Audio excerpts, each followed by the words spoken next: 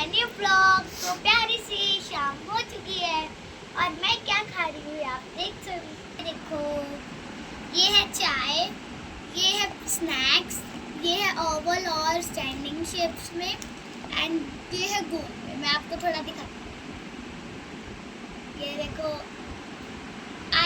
और मैं सबसे पहले खा के देखती हूँ।